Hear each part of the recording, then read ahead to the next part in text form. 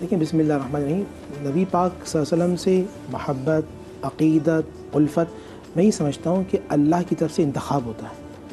अल्लाह जिसके सीनों को अपनी नूर से मुनव्वर कर देता है, और सीनों में देखिए जिस तरह माली या जिस तरह आप किसी को हार लेने जाएँ तो वो अपनी दुकान से खुशबूदार फूलों का इंतखाब करके गुलदस्ता बनाता है, इसी तरह नबी की शान में पढ़ने वालों के दिलों का अल्लाह गुलदस्ता बनाता है।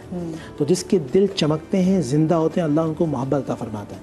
और इमाम शाफ़ी रज़ी अल्लाह तआला के हवाले से भी एक बात मैं अर्ज़ करना चाहूँगा। इमाम शाफ़ी जो एक फ़िक़्ह के इमाम है, आप लिखते हैं, और इसको ग़ालिबन अल-क़ौल अल-बदी के अंदर इमाम सख़ावी अलैहिर्रहमा ने नक़ल किया। कहते हैं मेरे पड़ोसी एक नौजवान था, वो मेरी मजलिस में आके बैठता था, और मैं जब दुरूद पढ़ता था वो सल्लल्लाहु अलैहि वसल्लम बावाज़ बुलंद पढ़ता था। उसका इंतकाल हो गया तो मैंने देखा वो फ़रिश्तों की इमामत करा रहा है, इंतकाल के बाद फ़रिश्तों की इमामत। तो मैंने पूछा ये क्या माजरा है कि तुम फ़रिश्तों की इमामत, मैं तुम्हें जानता हूँ, मेरे सामने के बच्चे हो, ऐसा क्या अमल था?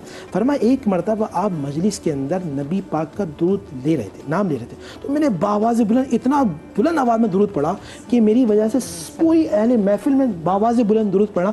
अल्लाह को वो दुरूद पढ़ना इतना पसंद आया, मुझे फ़रिश्तों का इमाम बना दिया, बाकी सबका मुक़्तदी बना दिया। अल्लाहु अकबर। तो जो नबी पाक, और हदीस में यह भी आता है, मैंने रवायत में पढ़ा है कि जो शख्स अपने यानी हुजूर का नाम से मिसाल के लिखा है, यहाँ पे नाम के आगे लिख दिया सल्लल्लाहु अलैहि वसल्लम, ये जब तक लिखा रहेगा लिखने वाले को सवाब मिलता रहेगा। अल्लाहु अकबर। ता हशर में जब तक लिखा रहेगा।